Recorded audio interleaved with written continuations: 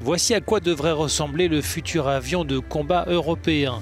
Une maquette de cet appareil avait été dévoilée en juin dernier lors du salon de l'aéronautique de Paris, en présence du président français Emmanuel Macron et d'Ursula von der Leyen, alors ministre allemande de la Défense. Car la France et l'Allemagne sont à la tête de ce projet d'envergure auquel s'est joint également l'Espagne.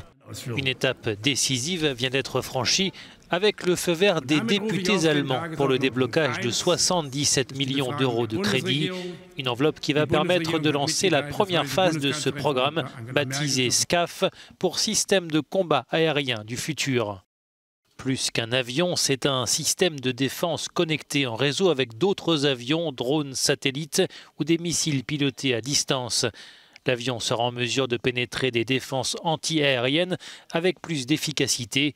Il doit être opérationnel à l'horizon 2040, précise-t-on du côté du ministère français de la Défense, qui salue une coopération stratégique et industrielle unique. Nous avons interviewé Jean-Pierre Molny, directeur adjoint de l'Institut des relations internationales et stratégiques. Alors c'est un projet, vous l'avez dit, qui réunit la France, l'Allemagne, mais aussi l'Espagne, et qui s'inscrit donc dans la volonté affichée par Emmanuel Macron de renforcer l'Europe de la défense. Il y a deux raisons à cette coopération. La première raison, c'est que cet avion, tout ce système, ça coûtera quand même très très cher, et il vaut mieux avoir une coopération au niveau européen. Et puis c'est une façon également, effectivement, de construire l'Europe de la défense, puisqu'on le fera entre plusieurs pays.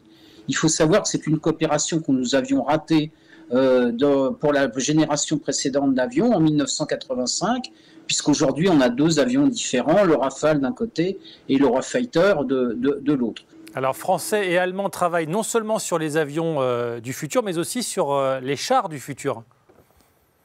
Tout à fait. Il y a deux programmes qui ont été décidés au même moment. C'était lors du Conseil des ministres franco-allemands de juillet 2017. Il y a ce programme donc d'avions de combat dont on vient de parler. Et puis il y a le programme de chars de combat qui lui sera sous maîtrise allemande, là où l'avion de combat sera sous maîtrise française. Des avions et des chars du futur, Paris et Berlin préparent l'avenir de la défense européenne dans un contexte géopolitique en constante évolution et instable.